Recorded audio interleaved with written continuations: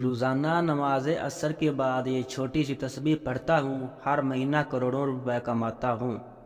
بسم اللہ الرحمن الرحیم۔ محترم ناظرین، آج میں ایک ایسا عمل آپ کی خدمت میں پیش کروں گا جو نماز عصر کے وقت آپ نے کرنا ہے۔ جو شخص غریب ہے، تنگ دست ہے، بے سہارا ہے، اس شخص کو چاہیے وہ اس عمل کو ضرور کر لے۔ اس وظیفے سے انشاءاللہ تعالی اس کا سارا قرضہ بھی اتر جائے گا اور وہ لاکھوں کروڑوں کا مالک بھی بن جائے گا۔ اللہ تعالیٰ اس عمل کی برکت سے اس بندے کو ارب پتی بنا دے گا۔ اگر وہ فقیر ہے، تنگ دست ہے، کچھ بھی اس کے گھر میں نہیں ہے، اپنا گھر، گاڑی، بنگلہ کچھ بھی اس کے پاس نہیں ہے، ایسا بندہ بھی اگر اس عمل کو کر لیتا ہے تو انشاءاللہ تعالیٰ چند دنوں کے اندر اس کا مقدر سنور جائے گا، اس کی قسمت بدل جائے گی۔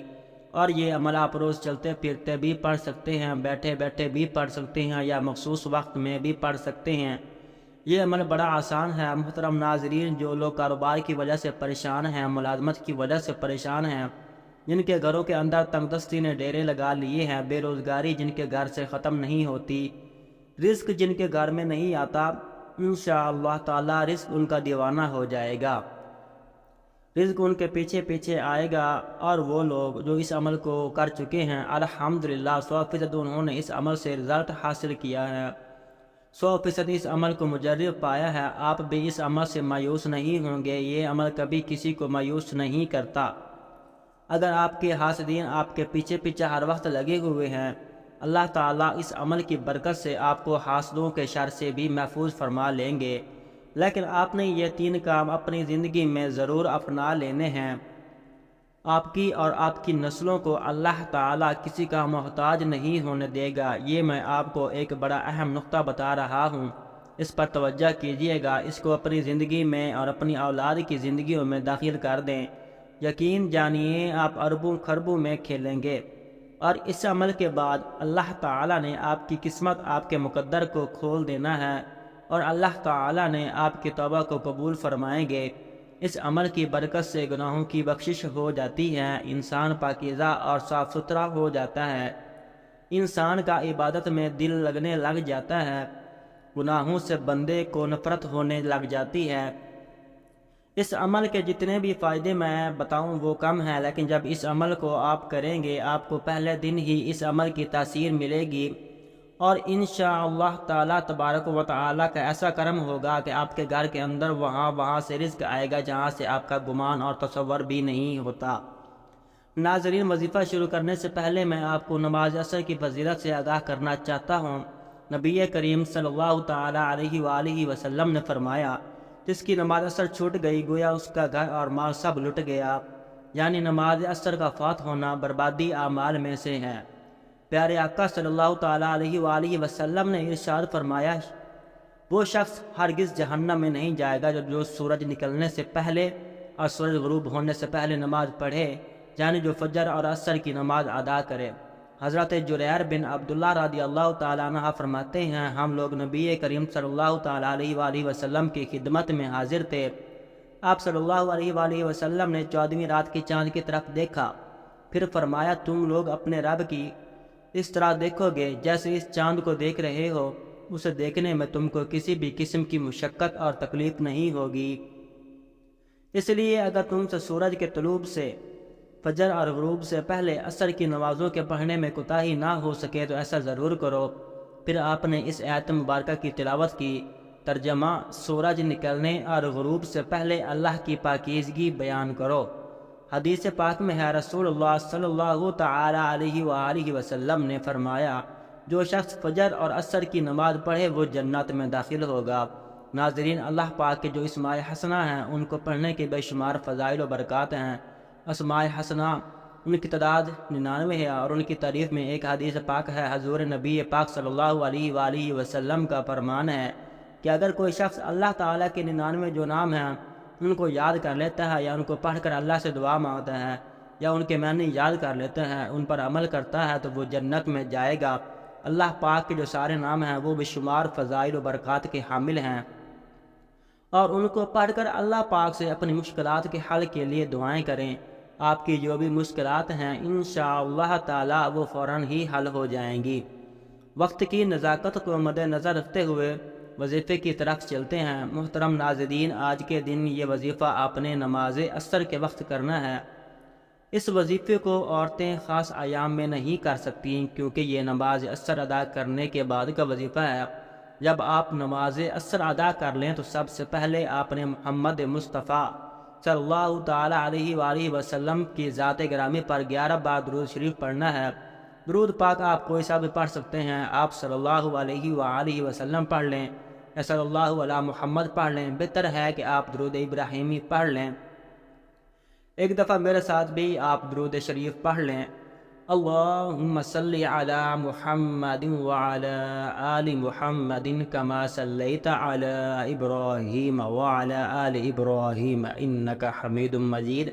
اللہم بارک علی محمد وعلی آل محمد کما بارکت علی ابراہیم وعلی آل ابراہیم انک حمید مجید۔ جب 11 مرتبہ آپ لوگ درود پاک پڑھ لیں، بڑے اطمینان سے بڑے سکون سے پڑھیے گا، تو اس کے فوراً بعد آپ نے اپنے مقصد کی نیت کرنی ہے۔ ہر انسان کا مقصد الگ ہے، ہر انسان کی حاجت الگ ہے، ہر انسان کی خواہش الگ ہے۔ آج جس کو چاہیے جتنا چاہے جیسا چاہے اپنے تمام مقاصد کی نیت کیجیے گا۔ آپ اگر گھر چاہتے ہیں گھر مانگ لیں، گاڑی چاہتے ہیں گاڑی مانگ لیں، من پسند نوکری کے لیے، شادی کے لیے، قرض سے نجات کے لیے پڑھ لو۔ الغرض جو بھی آپ کا مقصد ہے، اپنے مقصد کی نیت کرتے ساتھ ہی فوری طور پر آپ نے ایک بار اعوذ باللہ من الشیطان الرجیم بسم اللہ الرحمن الرحیم پڑھ کر وظیفے کا آغاز کرنا ہے۔ اور سب سے پہلے نمبر پر آپ نے اللہ کے یہ دو نام یا اللہ یا رحمان پڑھنے ہیں۔ کیسے پڑھنے ہیں اور کتنی بار پڑھنے ہیں توجہ کیجیے گا۔